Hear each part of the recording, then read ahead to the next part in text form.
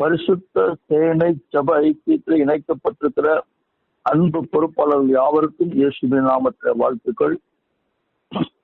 தலைகளை தாழ்த்தி ஜெபம் செய்வோம்.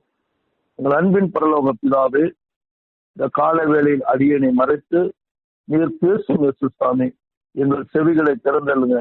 இருதயத்திலே உணர்வுள்ள இருதயத்தை தாரும் இயேசு சுவாமி. துவக்க முதல் முடிவரைக்கும் பிரச்சனைத்தால் எங்களை மறைத்துக் கொள்ளுங்க. இயேசு கிறிஸ்து நாமத்தில் ஜெபம் செய்யும் நல்ல பிதாவே, ஆமேன். இன்றைய நாளிலும் உலக மனிதர்கள் விசேஷமாய் தமிழகத்திலே சொல்லுவார்கள், ஆடிப்பட்டம் தேடி விதை என்று சொல்லி. ஏன் விதைக்க வேண்டும் என்றால் விதைக்கிறவன் அதற்குள்ள பலனை பெறுவான் என்று சொல்லி. இன்றைக்கு விளைவின் பலன் நிறைந்திருக்கிறது, அறுவடை செய்ய ஆட்களோ இல்லை.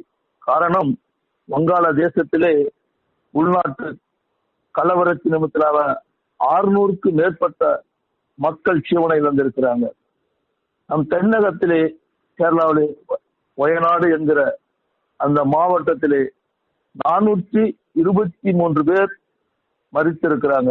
250 பேர் என்னவென்றே தெரியவில்லை.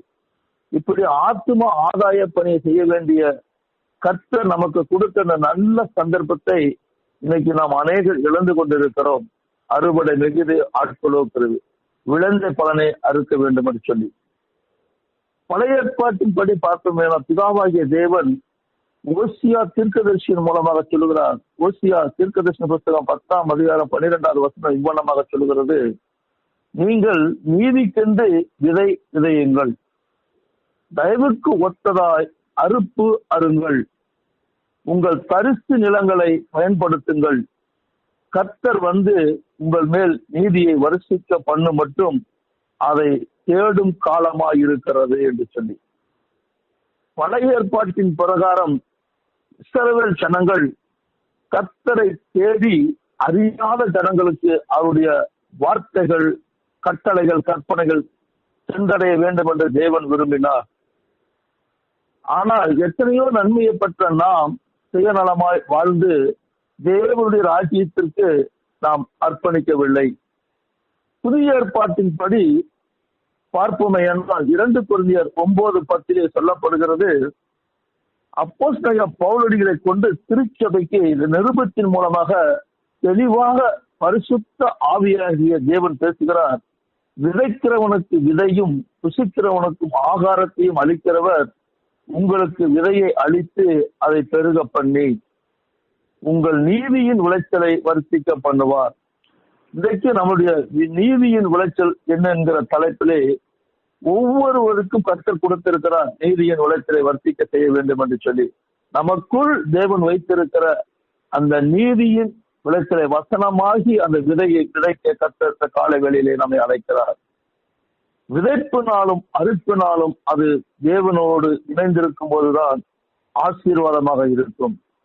தேவனுடைய ஒத்தாசை இல்லாமல் விதைப்பதனால் எந்த மேன்மையும் இல்லை, அறுவடையிலே எந்த பலனும் இல்லை.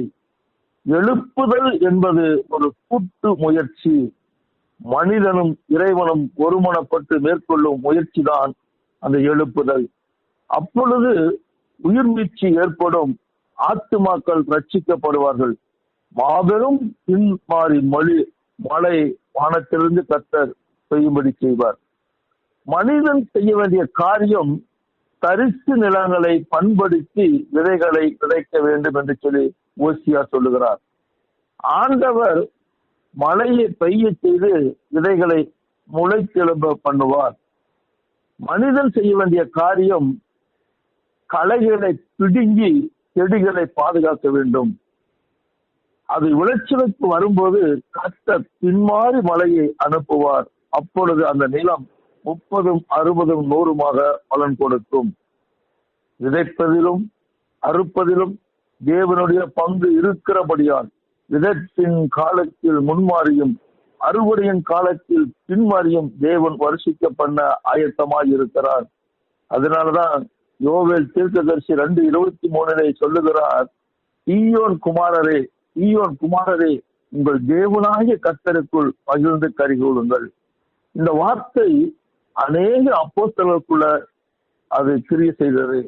அப்போஸ்தலர் காலங்களிலே சீசர்கள் போய் வசன விதைகளை விதைத்தார்கள்.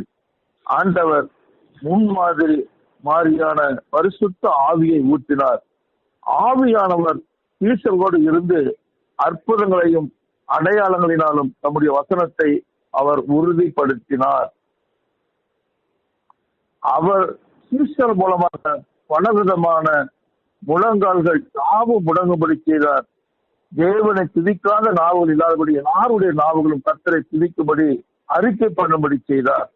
நாம் வசன விதைகளை விதைக்க சுவிசேஷத்திற்கு செல்லும்படி கர்த்தர் நம்மோடு வருவதற்கு ஆயத்தமாய் இருக்கிறார். நம்மை பின் தொடர்ந்து கார்மேகங்கள் வருகிறது, மேகங்கள் வருகிறது. நாம் செல்லுகிற இடமெல்லாம் எழுப்புதல் நதி கரைபுரண்டு ஓடி வரும்படி கர்த்தர் பெருமழையை அனுப்ப வல்லவராயிருக்கிறார். சீப்புரு தீவு என்று அழைக்கப்படுகிற சைப்ரஸ், அது பர்னபாவின் சொந்த ஊராக இருந்தது. அந்த ஊருக்கு அப்போஸ்தலனாகிய பவுல் கடந்து சென்று அங்கிருந்த யூதர்கள் அவரை பிடித்து தூணில் கட்டி வைத்து 39 முறை அடித்தார்கள் என்று சொல்லுகிறது. ஆனால் அப்போஸ்தலனாகிய பவுலடிகள் சுவிசேஷ விதைகளை இரத்த விதைகளாக ஊன்றிய இடத்தில் தான் தொடர்ந்து மாபெரும் மிகப்பெரிய ஒரு எழுப்புதல் உண்டாயிற்று. அந்த தேசத்தின் கவர்னர் ரட்சிக்கப்பட்டார் என்று சொல்லுகிறது. சில மாதங்களுக்குள்ளாக சீப்புரு தீவில் உள்ள அவ்வளவு மக்களும் சிலுவையின் முன்பாக முழங்கால் படியிட்டார்கள் என்று சொல்லி வேத பண்டிதர் மூலமாய் எடுத்து எடுக்கப்படுகிறது. அந்த எழுப்புதலை தொடர்ந்து இயேசுவினால் உயிரோடு எழுப்பப்பட்ட லாசரு அங்கே வந்து தொடர்ந்து 30 ஆண்டுகள் அந்த சீப்புரு தீவிலே எழுப்புதல் உண்டாகும்படி கர்த்தர் பயன்படுத்தினார். அந்த எழுப்புதலுக்கு சாட்சியாக இன்றைக்கும் அவர் எழுப்பின ஆலயம் அங்கே இருக்கிறது என்று அவருடைய பிள்ளைகள் ஆண்டவரை சிந்திக்கிறார்கள் என்று இன்னைக்கு அறிவித்துக் கொண்டிருக்கிறது. அவருடைய வருகைக்கு எழுப்புதல் மிக அவசியமாய் இருக்கிறது. அந்த எழுப்பதற்கு ஒவ்வொரு அப்போஸ்தலரும் ஆதி காலங்களில் தங்களை ஒப்புக் கொடுத்தார்கள். அப்போஸ்தலர் தங்களுடைய நாட்டில் விசேஷித்த விதைகளை விதைத்தார்கள். கண்ணீரின் ஜெபத்தை விதைத்தார்கள். ஆவி, உடல், பொருள் அத்தனையும் விதைத்தார்கள். இரத்த சாட்சிகளாய் இரத்த விதைகளை விதைத்தார்கள். இதன் விளைவாக அன்றைக்கு இருந்த ஆசியா முழுவதும் தேவன் அண்டையிலே வந்து எந்த பட்டணத்திற்கு அப்போஸ்தலர்கள் ஊழியர்கள் போனாலும் உலகத்தை கலக்கிறவர்கள் இங்கேயும் வந்திருக்கிறார் என்று புற ஜாதியார்கள் அழிந்து கொள்ளும்படி கர்த்தர் அவளோடு வல்லமையாய் கிருபையை நடப்பித்தார் என்று சொல்லி அப்போஸ்தலர் நடவடிக்கை 17ஆம் அதிகாரத்தை நமக்கு எடுத்திருக்கிறது. பேதுரு வசனத்தை பிரசங்கித்துக் கொண்டு இருக்கும் போது ஏற்றுக்கொண்டிருந்த யாவர் மீதும் பரிசுத்த ஆவியானவர் இறங்கினார் என்று சொல்லி அப்போஸ்தலர் 10ஆம் அதிகாரத்தில் சொல்லப்படுகிறது. பவுல் யார் மேல் கரங்களை வைத்தாரோ அவர் எல்லாரும் பரிசுத்த ஆவியில் இருந்து அந்நிய பாஷைகளை பேசினார்கள். ஒரு பெரிய முன்மாதிரி மலை போட்டப்பட்டது. அது விதைப்பின் காலமாக இருந்தது. இன்றைக்கு வரலாற்றின் சரித்திர முடிவிலே நம்ம வந்து நிற்கிறோம். வரலாற்றின் எல்லையிலே நின்று கொண்டிருக்கிறோம். அவருடைய வருகை நெருங்கிவிட்டது. ஒரு பலத்த அறுவடை நமக்கு முன்பாக இருக்கிறது. வயல் நிலங்கள் எல்லாம் விளைந்திருக்கிறதை கண்களை ஏறெடுத்து பார்க்கும்படி கட்டத கால வேளையில் நம்மை அழைக்கிறார். இந்த நாட்கள் பின்மாறிய நாட்களாக இருக்கிறது. நாம் திரும்பி பார்ப்போமே என கடந்த 50 ஆண்டுகளுக்கு முன்பு இன்றைக்கு காணப்படுகிற எழுப்புதல் அந்த நாளிலே இல்லை. இன்றைக்கு அபிஷேகம் பெற்ற ஜனங்கள் இன்னைக்கு ஏராளமாக இருக்கிறார்கள். ஆவியானவர் பெருமழையை ஊற்றிக்கொண்டே இருக்கிறார். ஒரு காலகட்டத்தில் அபிஷேகத்தை எதிர்பார்த்த சபைகள் இன்றைக்கு அபிஷேகத்தினால் நிறைந்து வழிகின்றன. பரிசுத்தம் உள்ளவரும் இன்னும் பரிசுத்தமாகும்படி நீதி உள்ளவரும் இன்னும் நீதி செய்யும்படி கர்த்தர் எழுப்புதலின் பின்மாரியை ஊற்றிக்கொண்டே இருக்கிறார் என்று சொல்லி வெளிப்படுத்தல் சுவிசேஷம் 22ஆம் அதிகாரத்தின் வாயிலாக நமக்கு அறிவித்துக் கொண்டே இருக்கிறது. இந்த பின்மாதிரி அதிகரித்துக் கொண்டே வருகிறது. சாதாரணமான இது அபிஷேக மழையாக அல்ல, இது அடைமழையாக முடிவிலே வானத்தின் மதகுகள் திறக்கப்படுகிறதா இருக்கிறது. எழுப்புதல் என்பது ஒரு கூட்டு முயற்சி. அந்த முயற்சிக்கு விசுவாச பெருமக்கள், அப்போஸ்தலர்கள், ஊழியர்கள் செய்ய வேண்டிய ஒரே ஒரு காரியம், ஜெபிக்க வேண்டியது நம்முடைய கடமையாயிருக்கிறது. இம்மாதிரி மாரியை கர்த்தர் அனுப்ப வேண்டியது அது தேவனுடைய கடமை. சகரியா தீர்க்கதரிசி முழங்கி சொல்லுகிறார், இம்மாறி காலத்து மழையை கர்த்தரிடத்தில் வேண்டிக் கொள்ளுங்கள். அப்பொழுது கர்த்தர் மின்னல்களை உண்டாக்கி வயல்வெளிகளில் அவரவருக்கு பயிர் உண்டாக அவரவருக்கு மழையை கட்டளையிடுவார் என்று சொல்லி சகரியா தீர்க்கதரிசி 10ஆம் அதிகாரத்தின் வாயிலாக சொல்கிறார். அன்புள்ள தேவ பிள்ளைகளே, கர்த்தர் மேல் விசுவாசம் வைத்து ஜெபிக்கிற ஒவ்வொரு பிள்ளைகளும் கர்த்தருடைய வல்லமை இன்றைக்கு வெளிப்பட்டுக் கொண்டிருக்கிறது. நம்முடைய சுய ஞானத்தை சார்ந்து இருக்கிறவர்களோ இன்றைக்கு அநேகர் இன்றைக்கு தேவனுடைய வல்லமையை காண முடியாது இருக்கிறது. கர்த்தருடைய வல்லமையை சார்ந்து கொள்ளுங்கள், பலத்தினாலும் அல்ல, பலாக்கிரமத்தினாலும் அல்ல, கர்த்தருடைய ஆவியினாலே ஆகும் என்று சேனைகளின் கர்த்தர் சொல்லுகிறார் என்று சொல்லி சகரியா 4:6 அவர் எடுத்துள்ளார். வேதம் நமக்கு தெளிவாக கற்றுக் கொடுக்கிறது. இந்த விதையை குறித்து, நான் நட்டேன், அப்போலோ நீர் பாய்ச்சினார், தேவனே விளைய செய்தார்.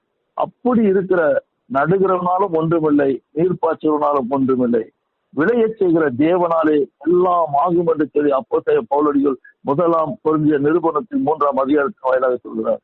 விரும்புகிறவனாலும் அல்ல, ஓடுகிறவனாலும் அல்ல, இறங்குகிற தேவனாலே எல்லாம் ஆகும். தேவனாலே கூடாத காரியம் ஒன்றும் இல்லை, மனுஷரால் கூடாத தேவனால் கூடும். தேவனுடைய பிள்ளைகளே, இந்த கால வேளையிலே கர்த்தர் நம்மை அழைக்கிறார். தேவ வசனமாகிய கர்த்தருடைய வார்த்தைகளை விதைக்கும்படி, தேவனுடைய வார்த்தைகளை கேட்க முடியாத, செல்ல முடியாத இடங்களுக்கு கர்த்தர் இந்த பின்மாறி மழையை ஊற்றும்படியாக, பெருமழை பெய்கிற இந்த கடைசி நாட்கள் ஒரு பெரிய ஆத்துமா அறுவடையை நாம் கண்டே தீர வேண்டும். உலகத்தின் முடிவுதான் உலகத்தின் அறுவடையாக இருக்கும். அறுவடை செய்வர்கள் தேவதூதர்களாக இருக்கிறார். அறுவடையாகும் கோதுமை மணிகளை கர்த்தர் தம் களஞ்சியத்தில் சேர்ப்பார், பதரையோ அவியாத அக்கினியால் சுத்தரிப்பார் என்று சொல்லும் மத்தேயு சுவிசேஷம் 3ஆம் அதிகாரத்திலே நமக்கு எடுத்துரைக்கப்படுகிறது. இன்றைக்கு நம் கண்களை ஏறெடுத்து உலகமெங்கும் உள்ள ஊழியர்கள் எவ்வளவு தீவிரமாய் தீயாய் சுவிசேஷத்தை பிரசங்கித்து வருகிறார்கள் என்பதை நமக்கு நாமே ஒரு அனல் மூட்டுகிற கால வேளையை தேவன் அனுப்பியிருக்கிறார். ஜனங்களுக்குள் அபிஷேகத்திற்குள் வழி நடத்தி கர்த்தருடைய வருகைக்காக ஜனங்களை ஆயத்தப்பட்டு கொண்டிருக்கிற ஒவ்வொரு தேசத்திலும் மிகப்பெரிய எழுப்புதல் நடக்கிறது. அதற்கு தேவ பிள்ளைகள் தங்களை முற்றிலுமா அர்ப்பணித்திருக்கிறார்கள். தனி ஒரு மனிதனாக டாக்டர் பால் யங்கிஸோ கொரியா தேசத்திலே மிகப்பெரிய எழுப்புதலை ஏற்படுத்தி கொடுத்தார். பில்லிகிராம் அவர் தனி ஒரு மனிதனாக மிகப்பெரிய ஒரு எழுப்புதலை அவர் செய்யும்படி கர்த்தர் செய்தார். இன்றைக்கும் பல தேசங்களே பல ஊழியர்களை தேவன் பயன்படுத்துகிற பாத்திரமாக இருக்கிறது. இன்னைக்கு தேவன் சொல்லுகிறார், அவர் பட்சபாதம் உள்ள தேவன் அல்ல என்று சொல்லி. இன்றைக்கு நம்முடைய தேசங்களை பயன்படுத்தும்படி, தரிசு நிலங்களை கர்த்தருக்காக நாம் இன்னைக்கு ஆயத்தப்படுத்தும்படி கர்த்தர் இந்த கால வேளையிலே அறிவிக்கிறார். அந்த பின்மாறி மலைக்கு அறுவடை மிகுதி, வேலையாட்களோ கொஞ்சம், அதனால் அறுப்புக்கு எஜமான் நமது வேலையாட்களை அனுப்பும்படி அவரிடத்தில் இந்த கால வேளையிலே நாம் உள்ள மூர்த்தி ஒரு ஜெபக்குறிப்போடு கடந்து வரும்படிக்கு மத்தேயு சுவிசேஷம் நமக்கு 9ஆம் அதிகாரம் 37, 38 வசனத்தின் மூலமாக சொல்லுகிறது. பின்மாறி மழை பெய்யும் போது முக்கியமான 4 காரியங்கள் இந்த உலகத்திலே நடக்கும். பின்மாறி மழை காலங்கள் தான் தனிதரும் காலம். பின்மாறி மழை காலத்தில் தான் அது கனிதரும் காலமாயிருக்கிறது. ஒவ்வொரு கிறிஸ்தவரும் ஆவியின் கனிதரும் கரணங்களாய் மாறுகிற நேரமாய் இந்த காலவேளை கர்த்தர் அழைத்திருக்கார். கிறிஸ்துவை போல அன்பும் தாழ்மையும் பரிசுத்தமும் மனதிருக்கமும் ஜப ஜீவியும் ஜனங்களுக்குள்ளே உருவாகும் காலத்திற்கு கர்த்தர் இந்த காலவேளை நம்மை அழைத்திருக்கிறார். ஆவியின் கனிகளாகிய அன்பு, சந்தோஷம், சமாதானம், நீடிய பொறுமை, தயவு, நற்குணம், விசுவாசம், சாந்தம், இச்சையடக்கமாகிய 9 கனிகளும் இன்றைய கிறிஸ்தவ ஒவ்வொரு ஊழியர்களும் கிறிஸ்துவை உடைய ஒவ்வொருவருக்கும் காணப்பட வேண்டும் என்று சொல்லி கலாத்தியர் மூலமாக நமக்கு எடுத்து உரைக்கிறார். 2ஆவதாக இன்மாறி மழையானது 30, 60, 100 பலன் கிடைக்க செய்யும். தேவனுடைய பிள்ளைகளே, நம்முடைய முயற்சி வீணாகுவதில்லை. நம்முடைய ஊழியத்திற்கு தக்க பலன் உண்டு. அவனுடைய கிரியைகளின்படி அவனுக்கு நான் அளிக்கும் பலன் என்னோடு வருகிறது என்று கர்த்தர் வெளிப்படுத்தல் சுவிசேஷம் 22 வாயிலாக எடுத்திருக்கிறார். ஈசாக்கு விதை விதைத்த பொழுது அது 100 மடங்கு அறுவடையை கண்டாரு. அதை போலவே சாதாரண விசுவாசிகள் கூட தங்களுடைய விளைச்சலின் விளைவாக 100 மடங்கு அற்புதமான அறுவடை காண்பார்கள். இந்த பலத்த அறுவடையினால் பரலோக களஞ்சியம் நிரம்பி விளையும்படி கர்த்தர் நம்மை அழைக்கிறார். பின்மாறி காலத்தில் கர்த்தருடைய வருகைக்கு ஆயத்தமானவர்கள் நோவாவின் காலத்தில் செய்த பெருமழையை வேலையை எப்படி நாளொன்று மேலேயும் பொழுதொரு வண்ணமாக மேலே மேலே உயர கீழே அதை போலவே இந்த நாட்களிலும் பெய்யும் அபிஷேக மழையினால் சபைகள் ஒவ்வொன்றும் தனி மனிதனாகிய ஒவ்வொரு சபையாகிய தனி மனிதனின் சபைகளை தேலையை எப்படி உயர்த்தினாரோ அதை போலவே மனிதனை மத்திய ஆகாயத்திற்கு உயர்த்தும்படிக்கு வானத்தின் மதங்களாகிய அபிஷேகத்தின் பெருமழை ஊற்றப்படாமல் சபையாகிய தேலையை கர்த்தர் உயர்த்த முடியாது.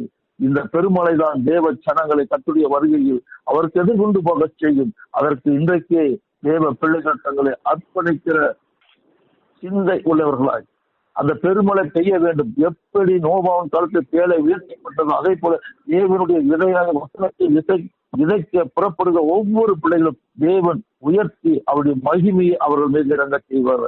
அபிஷேகத்தின் மூலமாக தேசமெங்கும் ஆசீர்வாதமும் மகிழ்ச்சியும் நிலைப்பார்கள் உண்டாகும் என்று சொல்லி இசைக்கல் தீர்க்கதரிசன புத்தகத்தில் ஏற்ற காலத்தில் நான் ஆசீர்வாத மழையை செய்ய பண்ணுவேன் என்று சொல்லி கர்த்தர் வாக்களித்திருக்கிறார். இன்றைக்கும் நம்முடைய தேசத்தில் சாபக்கேடு என்னவென்றால் பெய்ய வேண்டிய காலத்தில் மழை பெய்யாது, வறட்சி தாங்க முடியாத வெப்பம், வயல் நிலங்கள் எல்லாம் வறண்டு செடிகள் எல்லாம் காய்ந்து பாலைவனம் போல் இருக்கும். திடீரென்று செய்ய வேண்டாத காலத்தில் மழை பெய்து பெரிய அழிவை ஏற்படுத்தும். மிருக ஜீவன்கள் எல்லாம் அடித்துக் கொண்டு போகும், பயிர்கள் எல்லாம் நாசகமாக சூழல் இருக்குது. இன்றைக்கு ஏராளமான இப்படிப்பட்ட சம்பவங்கள் நடந்து கொண்டிருக்கிறது. வெயிலின் காலத்தில் இன்றைக்கு தங்கள் தெய்வங்கள் என்று நாடி ஓடுகின்றன செய்தித்தாளின் வாயிலாக நாம் கேள்விப்பட்டோம். 1301 பேர் அவர்கள் தெய்வத்தை தரிசிக்க பொழுது வெயிலின் தாகத்தினாலே அந்த ஆத்மா அப்படியே ஜீவனை இழந்து போனது. விளைவின் பலனை நின்று கதற வேண்டிய தேவ பிள்ளைகள் இதை குளிரும் இல்லாமல் அளவும் இல்லாமல் இருக்கிற காலம் அல்ல. கர்த்தர் சொல்கிற இதோ பின்மாறி காலம், மழை பெய்து ஓய்ந்திருக்கிறது, பூமியில் புஷ்பங்கள் காணப்படுகிறது, குருவிகள் பாடும் காலமாக வந்தது, காட்டு புறாவின் சத்தம் தேசத்தில் எங்கும் கேட்கும்படி கர்த்தர் நம்மை அழைத்திருக்கிறார் என்பதை நாம் இன்றைக்கு கேட்க வேண்டும். அவருடைய முதலாவது இறைச்சல் கேட்கிறது என்று சொல்லி எலியா நகரிலே சொல்லுகிறார்.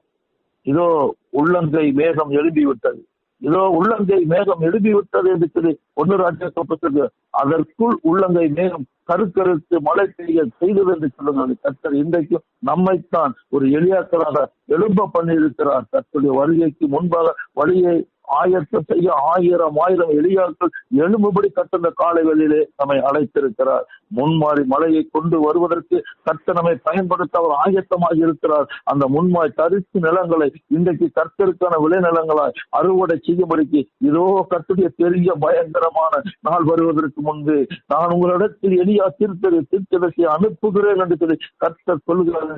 மல்கியா தீர்க்கதரிசி 4ஆம் அதிகாரத்தின் வாயிலாக தேவன் எடுத்துரைக்கிறார். இந்த காலை வேளையிலும் கர்த்தர் இன்றைக்கு தன்னை தேடி வருகிற ஒவ்வொரு பிள்ளைகளுக்கும் மிகப்பெரிய ஒரு அறுவடையை கொடுக்கிறார். அன்பு தேவனுடைய பிள்ளைகளே, அந்த செழுமையான தருணத்திற்காக உள்ளங்கை மேகம் எழும்பிவிட்டது கார்மேகங்கள் குளிர்ச்சியான மலையை பொழிந்தருளும்படி கர்த்தரை இன்றைக்கு காலையிலே துதிக்கிற பொழுது அந்த வீர வசனம் தரிசு நிலங்களிலே சந்தடையத்தக்கதாக தரிசு நிலங்கள் எல்லாம் தனிவெறும் பாத்திரங்களாய் மாறும்படிக்கு இன்னைக்கு நம்முடைய துதியின் சத்தமே கர்த்தருடைய உள்ளத்தை குளிர்ச்சியாக்கி பெருமழை பெய்ய செய்ய முடியும். அதற்கு தேவ பிள்ளைகள் இன்றைக்கு உலகத்தை பார்க்கிறோமா அல்லது கர்த்தரை பார்க்கிறோமா என்று நம்மை உணர்வுள்ள இருதயமாய் மாற்ற தேவன் அழைத்திருக்கிறார். அன்று குளிர்ச்சியான வேளையில் இறங்கி உலாவிய தேவன் மேகமாய் நின்று இன்றைக்கு நம்மிடத்திலே வேகமாய் வந்து மேகங்களாய் நின்று நம்முடைய அருகிலே நின்று நம்மை மகிழ்ச்சி ஆக்கி குளிரும்படி அவரை துதிக்கிற துதியின் சத்தம் அவர் குளிர்ச்சியை உருவாக்கி தேவத்திலே இந்த தேசத்திலே மிகப்பெரிய ஒரு அறுவடையை கர்த்தர் காணும்படிக்கு நம்மை பயன்படுத்த அவர் ஆயத்தமாக இருக்கிறார்.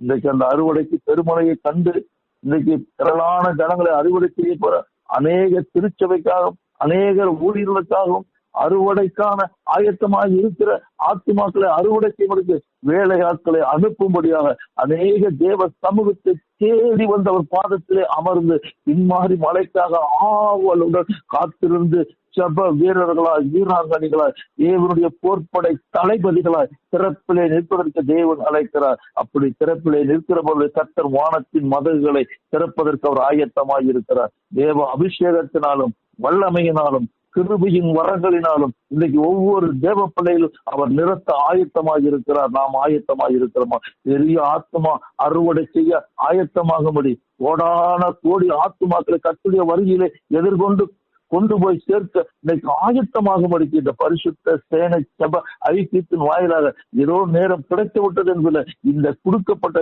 இந்த நேரத்திலாவது கர்த்தருடைய வசனம் விதைக்கப்பட வேண்டும் என்று தேவன் விரும்புகிறார். அதற்கு ஒவ்வொரு இந்த வார்த்தையை கேட்டுக்கொண்டிருக்கிற அன்பு தேவ ஊழியர் ஒவ்வொரு கர்த்தர் இந்த நாளிலே பயன்படுத்துவதற்கு அவர் பின்மாறி மலையை ஒவ்வொரு ஊழியர் மீது ஊற்றுவதற்கு அவர் ஆயத்தமாக இருக்கிறார். தேவரே வானங்களை இழித்து இறங்கி அக்னியை உடைய பிள்ளைகள் மீது ஊற்றி அந்த அக்னியை பெருக பண்ணும்போது பர்வதங்கள் உமக்கு முன்பாக ஒருங்கும்படி செய்யும். இன்னைக்கு அநேக உள்ளங்கள் உடைக்கப்பட்டோம். தேவனுடைய ராஜ்யத்துக்கு விரோதமாக செயல்படுகிற எல்லா செயல்பாடுகளும் மாறட்டும் இயேசு சுவாமி. கர்த்தர் இன்றைக்கு அப்படியே ஒவ்வொருவரை பயன்படுத்த பாத்திரமா மாற்ற வேண்டுமா செபிக்கிறேன். இன்றைக்கு நம்பி வந்திருக்கிற ஒவ்வொரு பிள்ளைகளும் உங்கள் நீதியின் விளைச்சலை வர்த்திக்க செய்வார் என்று சொன்ன வார்த்தையின்படி நீதியின் விளைச்சல் கர்த்தருக்காக ஊழியர் செய்ய வேண்டும் என்ற வாஞ்சையோடு வந்திருக்கிற ஒவ்வொரு அப்போஸ்தலர் ஊழியர்களுக்காக சோதிக்கிற தேவ பிள்ளைகளுக்காக அப்பா உங்களுடைய வல்லமை அந்த பிள்ளைகள் மீது இறங்க செய்யுங்க. நீர் சொன்ன வார்த்தையின்படி ராஜா இன்றைக்கும் தேவனை நம்பி வந்திருக்கிற பிள்ளைகள் விதைக்கிறவனுக்கு விதையும் புசிக்கிறவனுக்கு ஆகாரத்தையும் கொடுக்கிற ஒரு தேவ வசனமாய் ஜீவ அப்பத்தை அநேகர் கண்டு ஆண்டவரே அதை ருசித்து புசித்து பின்மாறி மலையை பூமியிலே ஊட்டுபடியான பாத்திரங்களை நீ மாற்றி வேண்டுமா? கர்த்தர் வாழைகளில் நம்ம உணர்வை ஏற்படுத்திக் கொண்டிருக்கிறார். இதை முற்றிலுமாய் நம்ம அனுபவிக்கும்படி நம்மையே தேவ சமூகத்தில் ஒப்புக் கொடுப்போம். தலைகளை தாழ்த்தி இறை ஆசிரியத்தை பெற்றுக்கொள்ள பிரயாசப்படுவோம். அன்பின் பரலோக பிதாவே, இந்த பின்மாறி மலை ஊற்றப்படட்டும், ஆவியின் அபிஷேகம் ஊற்றப்படட்டும், அக்னியின் வல்லமை ஊற்றப்படட்டும். நீ அறியாத ஜனங்களுக்கு சுவிசேஷத்தை கொண்டு செல்கிற ஆண்டவர் பரிசு நிலங்களை பயன்படுத்த உதவி செய்யுங்க இயேசு சுவாமி. இன்றைக்கும் ஆண்டவரே அறியாத அநேக ஆத்துமாக்கள் விழுந்து போய் கொண்டிருக்க இதை குறித்து அக்கறை இல்லாதபடிக்கு நாங்களும் ஆத்துமா ஆதாய பணி செய்திருக்கும். ஆண்டவரே உம்முடைய இரண்டாம் வருகையில எதிர்கொண்டு வருகிற போது திரளான ஆத்துமாக்களை ஆண்டவரே உம்முடைய சமூகத்திலே கூட்டிக் கொண்டு வருகிற ஒரு பாக்கியத்தை ஒரு பாக்கியத்தை தேவ வல்லமே எங்களுக்கு தாருங்கப்பா. விசேஷமா இந்த பரிசுத்த சேனை ஜப ஐக்கியத்தை நடத்தி கொண்டிருக்கிற ஒவ்வொரு பிள்ளைகள் ஒரு தெய்வீக பிரசன்னம் இறங்கட்டும் இயேசு சுவாமி. இந்த காரியம் இயேசுராஜா என் தேவனால் ஆனது, மனுஷனால் கூடாது, தேவனால் ஆனது என்று இவன் யோசேப்பினுடைய குமாரன் அல்லவா என்று சொன்னார்கள். ஆண்டவே இவர்கள் காவல்துறை பணியாற்ற இவர்களை கொண்டு தேவன் இவர்கள் பெருத்த அற்புதத்தை செய்வார். இதோ உலகத்தை கலக்கிறவர்கள் அப்போ சில செயல்பட்டது போல இந்த பரிசுத்த சேனைகளுக்கு ஒவ்வொரு தேவ பிள்ளைகள் கத்த நீங்கள் பயன்படுத்துகிற பாத்திரமாய் மாறுவதற்கு பின்மாறி மழை இப்பொழுது பெருகும்படிக்கு வானம் திறக்கப்படுவதாக இயேசு கிறிஸ்துவின் மூலம் ஜெபங்கள் நல்ல பிதாவே. ஆமென், ஆமென், ஆமென், ஆமென், ஆமென்.